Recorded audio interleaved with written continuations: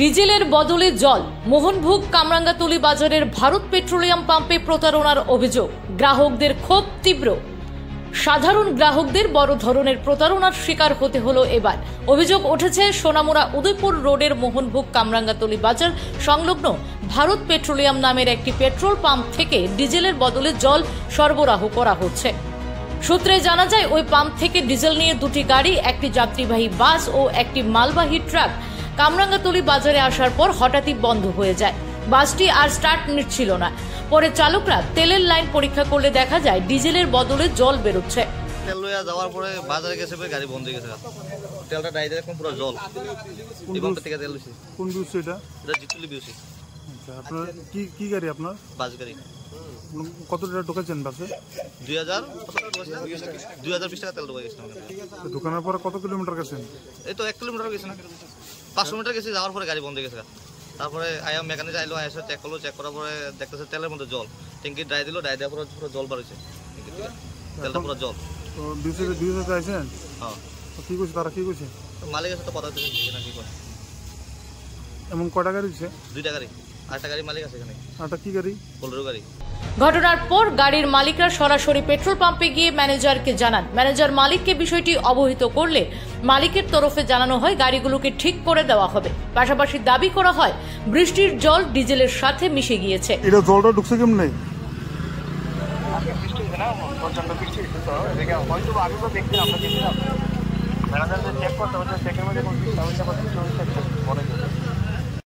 এখানে বড় প্রশ্ন উঠছে, সেফটি ট্যাঙ্ক থাকা সত্ত্বেও ডিজেলের সাথে জল ঢুকলো কিভাবে? গাড়ির মালিক ও চালকদের মাথায় এখন হাত। শুধু তাই নয়, এলাকাবাসীর অভিযোগ, এই পেট্রোল পাম্পের বিরুদ্ধে এর আগেও অনিয়ম এবং প্রতারণার অভিযোগ উঠেছে। সাধারণ মানুষদের সঙ্গে কথা বলতে গেলে তারা ক্ষোভ উগরে দিয়ে বলেন, এই পাম্প কর্তৃপক্ষ সব সময় বলে তারা নেতা মন্ত্রীদের টাকা দিয়ে ব্যবসা করতে এসছে, তাই তাদের মর্জি মতোই সবকিছু চলবে, কেউ কিছু করতে পারলে করো। ফলে প্রশ্ন উঠছে, অসাধু ব্যবসায়ীদের এমন দাপটের সামনে সিপাহীজলা মহকুমা প্রশাসন কি পদক্ষেপ নেবে? সাধারণ মানুষের এখন একটাই দাবি, এই প্রতারণার বিরুদ্ধে দ্রুত কঠোর ব্যবস্থা গ্রহণ করতে হবে। কাবিল মিয়া। আচ্ছা, কি সমস্যা গাড়িতে? আমার গাড়ি BS6 এর 1.7। এই কিছুক্ষণ আগে ড্রাইভারের কাছে 1,500 টাকা দিয়েছি ভারত পেট্রোলিয়াম থেকে জিতুলি বাজারের তেল নেওয়ার লাগে। তেল লইয়া স্টার্ট করে জিতুলি বাজারের ফারিছে, ওই গাড়ি অফ হয়ে গেছে। তখন চেক করে দেখছে এটার মধ্যে জল। ওই সাথে আরেকটা বাসও আছে, সেম কন্ডিশন। তেলটা নিয়ে BSC-তে আইছি, এটার মধ্যে সারাটাই জল। এখন আমার গাড়ি অফ হয়ে ওই জায়গাতেই আছে। কত টাকা তেল ঢোকাইছিল? 1,500 টাকা। এটার মধ্যে জল কেমনে প্রবেশিত? এই তো BS4 এর গাড়িটার থেকে তেলটা চেক করছি, ওইটা থেকে আমারটা থেকে খোলা যায় না। ওই বাস গাড়িটা থেকে ফিল্টার চেক করার পরে দেখলাম যে ওইটা পুরাটাই জল। এখন তোমরা কি চাইতেছো? এখন তো এটার প্রতি কিছু একটা অ্যাকশন নেওয়ার খুব প্রয়োজন। বিউসিটা কোনখানে? জিতুলি বাজারে বিসি। কি গাড়ি তোমার?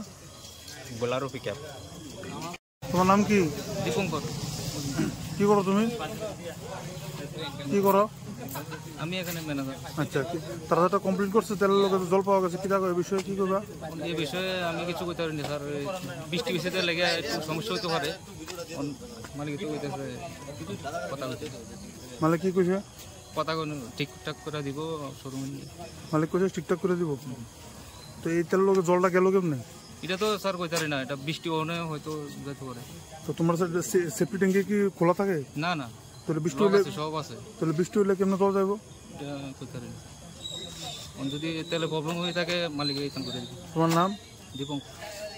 বিউসির নাম? ভারত পেট্রোলিয়াম। মালিকের নাম? রতন দাস পরিবেশ। রতন দাস পরিবেশ।